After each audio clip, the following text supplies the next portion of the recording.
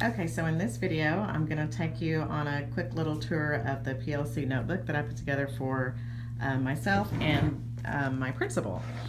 And I'm showing you these because they're a little bit different than what our teachers have.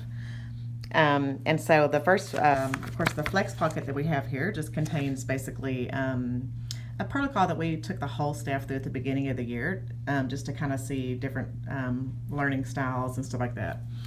So I just kind of stuck that in there. But what you see first is our campus mission statement, and then some 4 questions that we want to make sure before we make any instructional decision that we're thinking about, and kind of corresponds with our PLC stuff. On the back of that, of course, is our district's PLC framework. And so then in the front, I just put the academic calendar and our master schedule, and then 4 essential questions for us going through PLCs. This page was one I had in some other resources of mine that I thought was really neat. It has some coaching conversation prompts and questions for administrators to kind of look at and think about as we're sitting in on team meetings, and kind of some tips that I might be able to use to help me just facilitate or deepen the learning and the conversations that we're having. This is our PLC non-negotiables based on DeFore's 4 questions, and then PLCs defined. Okay, so getting into the heart of things, we have the same calendar as what our staff has. Takes us through the first semester. The first tab that we have is, of course, for the PLC handbook. The next tab is data, and so behind this tab we'll have current data that we're working with, maybe results from our first round of benchmarks, or results from last year's state assessment and things like that. And so that's what you would find behind that tab, and we'll stick it there. And then when it comes up around a good time calendar-wise for our PLC teams to take a look at that and make some decisions with it, then I can just quickly pull it out, copy it, and then have it available for the teams when we meet, or send it to them ahead of time. So as it comes through my area, I just kind of stick it right there. And I know it's always, it's right there, and it's stuff I need to get to.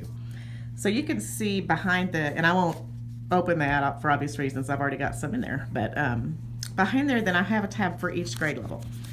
And so basically I just put some paper in there for now because we're just starting, but this would be for us to take notes. We've got the kindergarten PLC, we're going to jot some things down here that maybe they need from us, or that we want to remember, or that we want to ask them about later, etc. And then any handouts or things that are generated in those PLCs that we might want to have a copy of, we could just stick it right back there too. So I thought it would be easiest for us to just have ours set up by grade level, as opposed to the teachers, which are mainly based around the 3 district PLC framework topics. And so after the grade level tabs, we have one for resources, and this is just copies of things that we have given the PLC teams to use, and that way if they pull one out and they're working with it and we're in there, we can have kind of a copy to go by as well. Some depth and complexity activities in case we might need that, and then some various rubrics and stuff. Our teachers have these same handouts. All right, so we made another tab here for curriculum overviews, and so just printed off the first 9 weeks for each grade level and subject, and so we have those right at our fingertips, and we're sitting in on PLCs. We can refer to those so that we're current on the time, what week are we in, what are we focusing on, and stuff like that, just to kind of keep us relevant and make sure that we're staying deep in our curriculum, staying with our curriculum.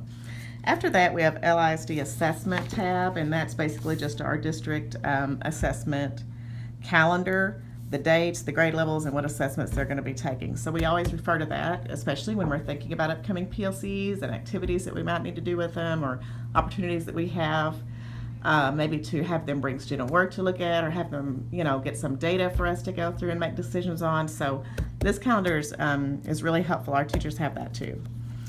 And we kind of have to refer to that in an ongoing way online, because it's a document that can change as the year go along. So every couple of weeks or so, I'll just take a look, note any changes. If anything has changed, I'll run another copy and just replace it. Behind the last tab, we have protocols, and these are copies of some of the probably protocols that we will use most frequently. And so like our teachers are going to engage in, classroom visits and collaboration. So we stuck one in there for that. And then we have, just some others that are pretty frequent ones that we will likely use a lot. Let's see. It's looking at student work. Another few protocols on looking at student work. So that's just what those are. And then at the very end, we put each grade level's process standards for the different subject areas, because these are things that we believe, are so important to focus on, and especially to, drive the students' thinking, deepen their understanding and stuff like that, making connections across content areas, across grade levels, vertical and horizontal alignment both. And so we want to have those at our fingertips too, so that we can refer to those as we're meeting. And that is a basic look at the admin PLC binder.